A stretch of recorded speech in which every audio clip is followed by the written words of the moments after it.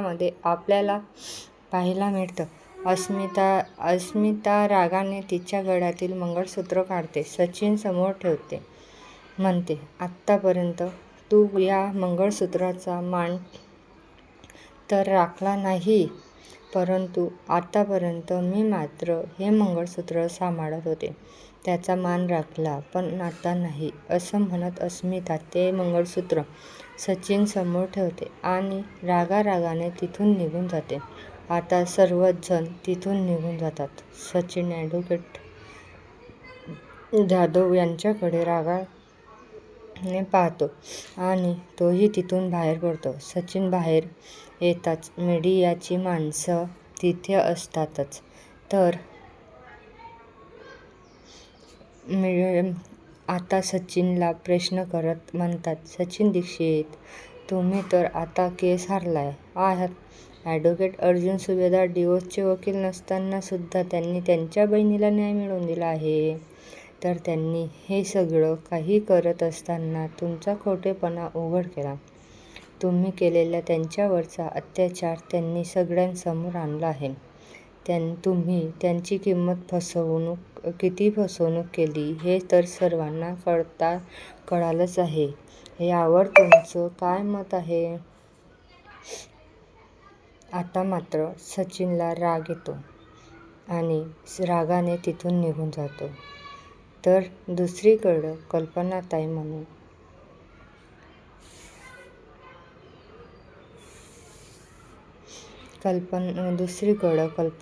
म्हणू लागतात की अर्जुन आणि सायली, आज खरंच एक गोष्ट चांगली घडली की या सगळ्यामध्ये सचिनचा नीचपणा जिंकला नाही. परंतु मात्र अस्मिताची काळजी वाटते. अस्मिताला त्यांच्यानंतर एकटेपणा सोसावा लागणार आहे. या सगळ्यांचीच मला काळजी वाटत आहे. आता स्मितची जबाबदारी तिला एकटीला घ्यावी लागणार. तर त्यावेळी सायली म्हणते, एकटीने का? पण सर्वजण आहोत ना. अर्जुन म्हणतो, आई, आपण अस्मिताताईला आणि तिच्या बाळाला अजिबात एकटं टाकणार नाही. मम्मा. तर कल्पनाताई म्हणतात, आपलं नशीब चांगलं म्हणून अस्मिता तिचं दुःख फार काळ उगाळत बसत नाही. पुढे जाते आणि आनंदाने राहते. तर अश्विन म्हणतो, बरं, पण अस्मिताही कुठं आहे? आता सर्वजण अस्मिताला पाहत असताना त्याच वेळी अस्मिता आणि चैतन्य त्या ठिकाणी येतात. आता अस्मिता तिथे येताच विचारते, डॅडा कुठे आहेत?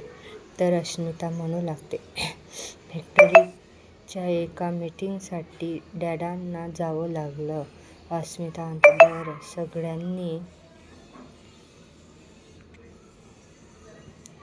सगळ्यांनी तोंड गोड करून घ्या. आता आसपास कुठे मिठाईचं दुकान नव्हतं, म्हणून सगळ्यांसाठी कुल्फी घेऊन आले आहे. आता अस्मिता सगळ्यांना कुल्फी देते.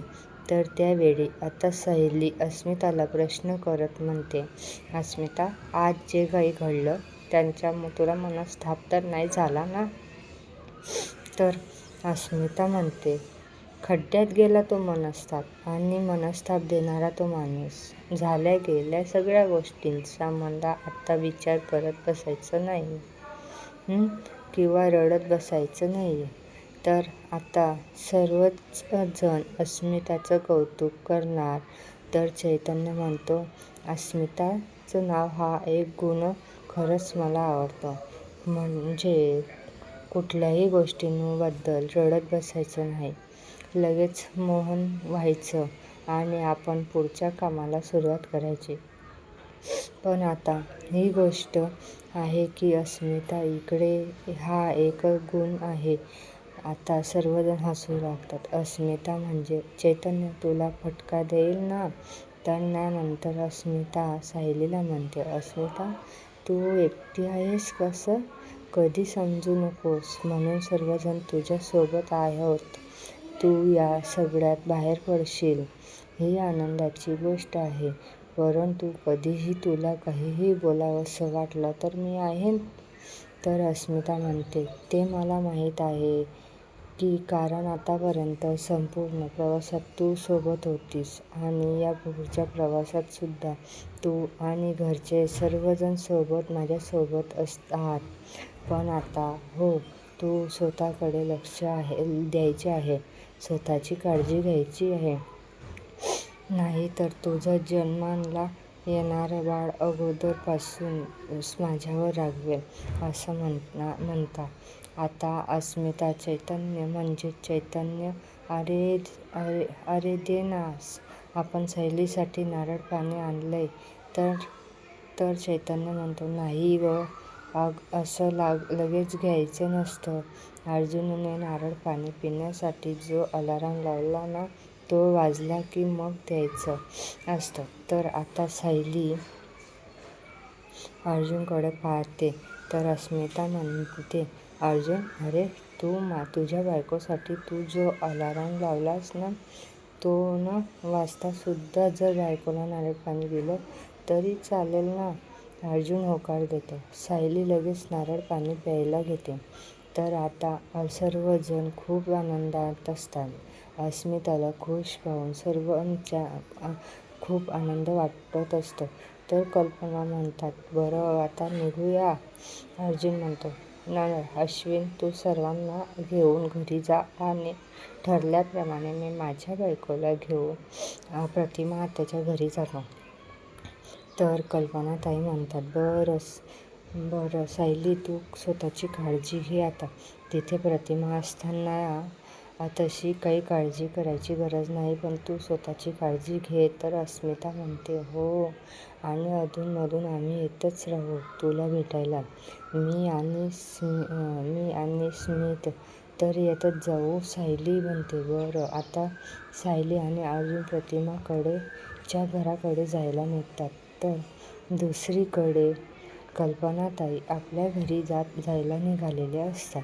तर इकडेच मात्र सचिन चांगली चिडचिड होत असते. कारण इतका प्लॅन करून सुद्धा सचिन मात्र केस हरलेला असतो. सचिन म्हणतो, इतका सगळा प्लॅन केला होता, एवढा सगळा काही डाव आखला होता, पण शेवटी मी हारलोच. इतके सगळे पुरावे गोळा केले होते, तरी ते सगळे वाया गेले. मी हारलोच कसा? सचिनला आपलं हारणं सहन होत नाही. त्याच वेळी तिथे मैपत शुक्र येतात आणि आता सचिन म्हणतात, दीक्षित, एवढं चिडचिड करू नका, डोक्यावर बर्फ ठेवा. तर आता सचिन म्हणतो, अण्णा, हे सगळं कसं शक्य आहे? अहो, आता माझं डोकं शांत राहणार नाही. अहो, एवढं सगळं करूनही आणि एवढे पुरावे गोळा करूनही मी केस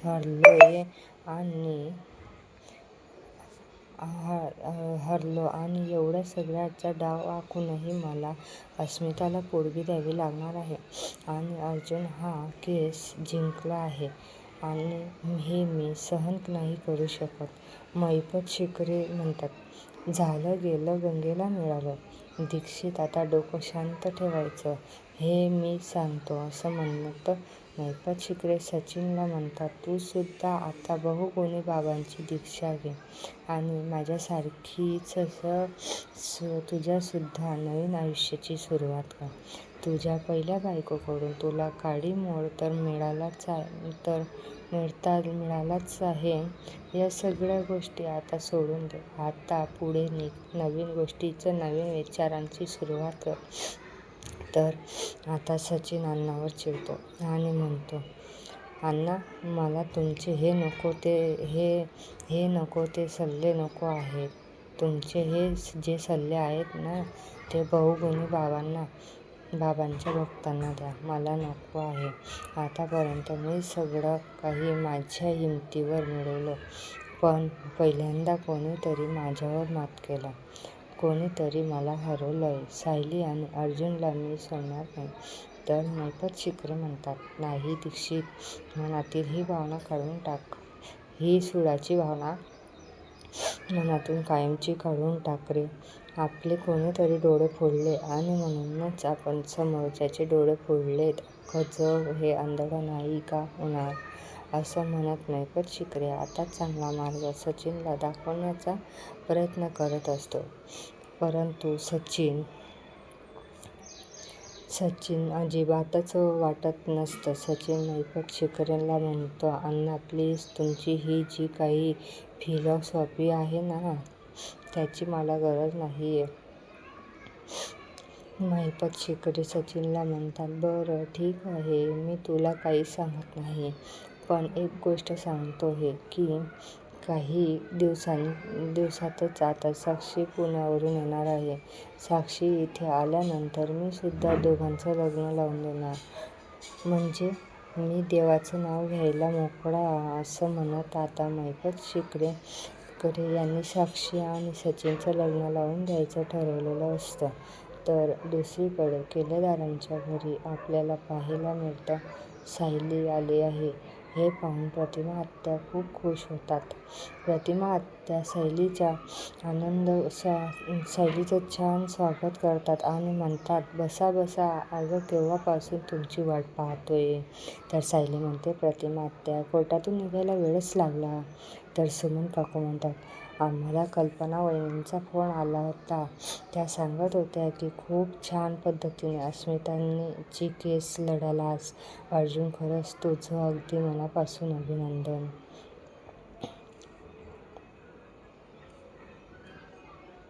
अर्जुन म्हणतो, थँक यू सो मच. आता तिथे टेबलवर ठेवलेली पाण्याची बॉटल आणि ग्लास पाहताच अर्जुन म्हणू लागतो, सगळी तयारी अगोदरच झालेली आहे वाटतं. आता सायली ही पाहते तर जागोजागी पाण्याची बॉटल, ग्लास ठेवलेलं असतं. तर ते पाहून सायली म्हणते, प्रतिमा आत्या, मी येण्याअगोदर ही सगळी तयारी झाली आहे. तर प्रतिमा आत्या म्हणतात की हो, ही सगळी तयारी झाली. तू येण्याअगोदर संपूर्ण तयारी करून ठेवली. बरं, ही सगळी तयारी आम्ही नाही केली तर तुझ्या नवऱ्याने केली. आता सायली अर्जुनकडे पाहते. अर्जुन होकार देतो.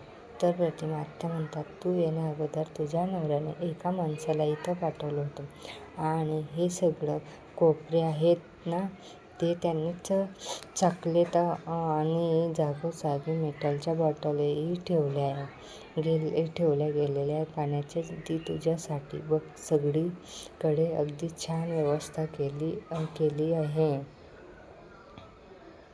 आता सायली त्या सर्व बॉटल पाहते. तर त्यानंतर आता सायली अर्जुनकडे पाहते. तर अर्जुन म्हणतो, नाही म्हणजे तू कुठल्यातरी रूममध्ये असली तर सुद्धा आवर्जून पाणी पिशील ना, म्हणून हे सगळं काही करावं लागलं आहे.